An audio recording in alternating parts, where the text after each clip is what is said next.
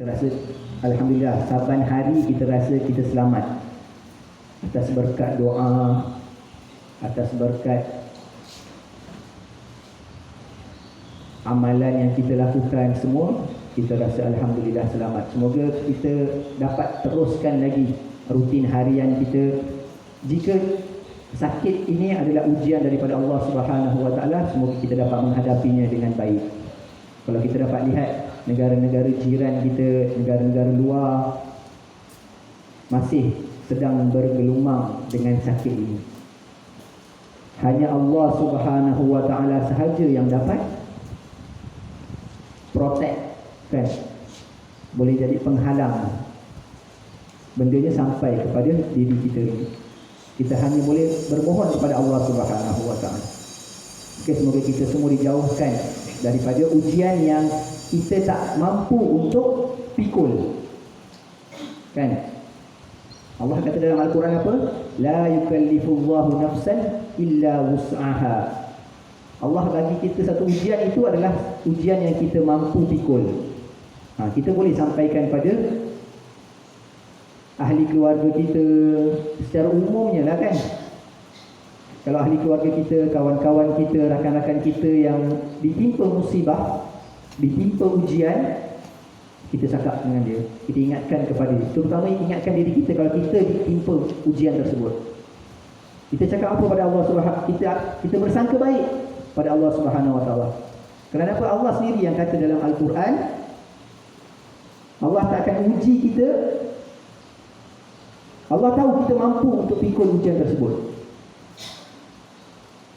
Kan, macam kita tak suruhlah murid tahun 3 pergi ambil PSR. Pasal apa? Kita tahu dia tak mampu. Dia pun tak akan bagi jawab.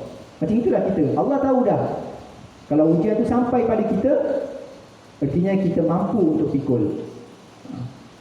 Artinya itu adalah antara cara kita bersangka baik dengan Allah Subhanahu Wa Taala.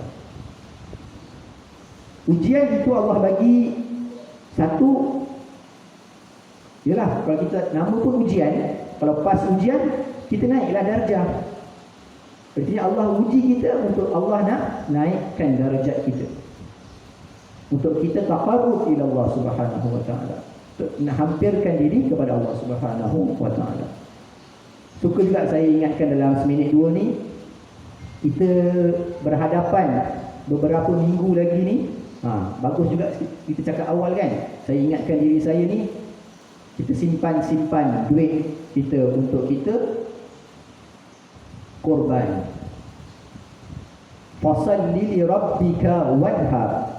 Allah kata dalam surah, dalam Al-Quran, inna a'tainakal kautsar fasalli li rabbika wanhar. Maka solatlah kepada Tuhan kamu dan berkorbanlah. Kan, kita tak sampai beberapa minggu lagi, kita akan masuk bulan Zulhijjah, bulan yang di mana Allah kata tak ada amalan yang paling baik, paling mulia selain kita berkorban, iaitu kita tumpahkan darah, kita membuat penyembelihan. Allah kata tak ada amalan yang lagi baik dalam bulan Zulhijjah itu, hanya kita lakukan korban.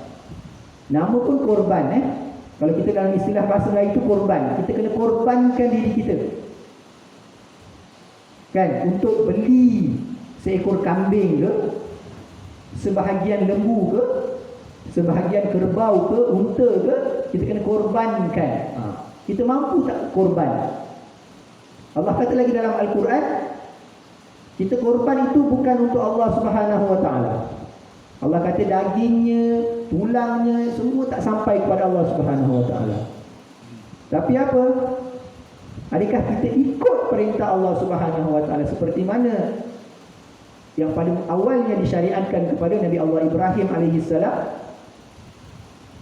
Adakah Nabi Ibrahim alaihissalam ini sanggup menyembelih anaknya yang berapa tahun tak dapat anak?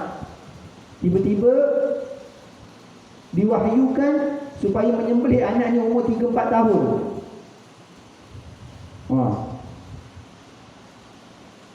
Saya ada anak umur 2 tahun, kan? Itu seronok dengan anak kita umur 2 tahun, kan? Dengan gelagaknya apanya, kan? Macam itulah umur 3-4 tahun, kan? Dia tengah membesar, dia suka dengan kita, apa sebagainya. Tapi tiba-tiba datang perintah sembelih Nabi Allah Ismail alaihissalam. Dekat sana Allah nak tengok Nabi tu diuji tu, kan? Adakah Nabi Ibrahim sanggup? Sayyidatina Hajar yang dah lama tak dapat cahaya mata, tiba-tiba dapat cahaya mata, tiba-tiba suaminya mendapat wahyu suruh sembelih anaknya. Macam mana keluarga tersebut?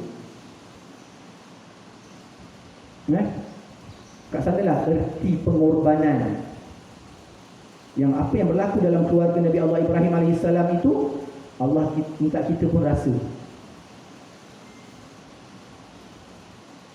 Hari tu ada ustaz tu, dia kongsi pasal, cerita pasal korban ni. Dia kata korban ni tujuannya apa? Kan? Mungkin kita pada zaman sekarang ni, kita kat tempat kita ni pun mungkin dah biasa kita makan daging, kita biasa makan daging. Kat Malaysia ni especially kan, saya belajar dulu kat Indonesia dulu, kat satu tempat tu nak cari kedai yang jual daging, kedai bukan rumah, kedai yang jual daging pun ada 1-2 kedai je. Kita tahu kedai tu kedai jual daging. Sebab apa? Daging mahal. Daging mahal, so kedai-kedai tertentu je yang jual daging. Kan? Itu baru di negara jiran kita sebelah lah. Lagi negara-negara yang jauh, kan? Negara-negara Afrika sebagainya, mereka jarang. Kita mungkin malam semalam mungkin makan burger daging kambing, kan? Kita biasa, Allah berikan rezeki kita, subhanallah, kan? Kita tak ada kekurangan. Tapi itu sekarang kalau kita tanya dengan mak ayah kita, kalau mak saya kata dulu nak makan ayam nak kena tunggu ada majlis kahwin, kan? Mak saya cakap nak tunggu raya, nak tunggu ada jemputan, majlis jemputan, kan? Artinya ustaz tu kata apa? Kita buat korban ni adalah kita nak bagi makan orang yang tak berkemampuan untuk makan daging. Kita korbankan. Artinya kita kena beli yang terbaik, yang paling banyak daging kita korbankan. Bukannya kita pergi pilih lembu, kambing, kita pilih yang paling kurus ke apa kan. Yang sunnahnya paling sihat, paling banyak daging. Supaya apa? Bendanya dapat kita sampaikan kepada orang-orang yang diperlukan. Artinya memang berat kalau kita ikut situasi sekarang ni, kan? Tapi saya rasa kalau benda tu, kalau kita fokus kita nak buat daripada bulan 1 ke, ataupun lepas Zulhijjah, start Zulqaidah, kita start simpan duit. InsyaAllah mampu seekor kambing. Kalau kita simpan sehari 100 ke 50 ke, harga kambing sekarang dalam 850-900, kita mampu untuk lakukan korban. Kalau kita nak buat kat sini, sekarang pun banyak, kan, institusi-institusi yang menyediakan khidmat korban, persatuan-persatuan NGO yang buat dekat Afrika, dekat Kemboja, dekat banyak negara lah, dekat negara-negara yang lagi susah pun boleh kita buat. Kan, kita rasa kita kat rumah kita ni, jiran-jiran kita ni dah biasa sangat makan daging, tak ada yang susah. Nah, kita buat kat negara-negara yang memerlukan pun boleh, dah mudah. Kan? Artinya kita sama-samalah ikhtiar. Ada yang salah faham, orang kata dia ingat seumur hidup sekali buat. Tak, disunatkan tiap-tiap tahun bagi mereka yang berkemampuan untuk buat. Jadi kita kena berkorban lah, berkorban daripada harta kita sedikit untuk kita buat ibadah korban. Kan, kita ada masa ni lagi, kita ikhtiarlah semampu yang kita boleh. Semoga apa yang berlaku dalam keluarga Nabi Allah Ibrahim AS itu atas perintah Allah. Allah nak tengok kita ikut tak perintah Allah, kan? Kalau kita ikut, subhanallah, artinya kita makin dekatkan diri, makin kita hampir, kita dekat dengan Allah Subhanahu Wa Taala dengan apa yang disyariatkan kepada kita, mudah-mudahan insya-Allah. Dan itu dia sekadar serba sedikit untuk mengingatkan diri saya sendiri. Semoga kita dapat ambil ikhtibar apa yang daripada saya cakap ini, apa yang saya kongsikan, semoga ia memberi manfaat. Subhanakallahumma bihamdika asyhadu an la ilaha illa anta astaghfiruka wa atubu ilaik. Bismillahirrahmanirrahim. Wal 'asr innal insana lafi khusr illa alladziina aamanu wa 'amilus shalihaati wa tawassaw bil haqq wa tawassaw bis sabr.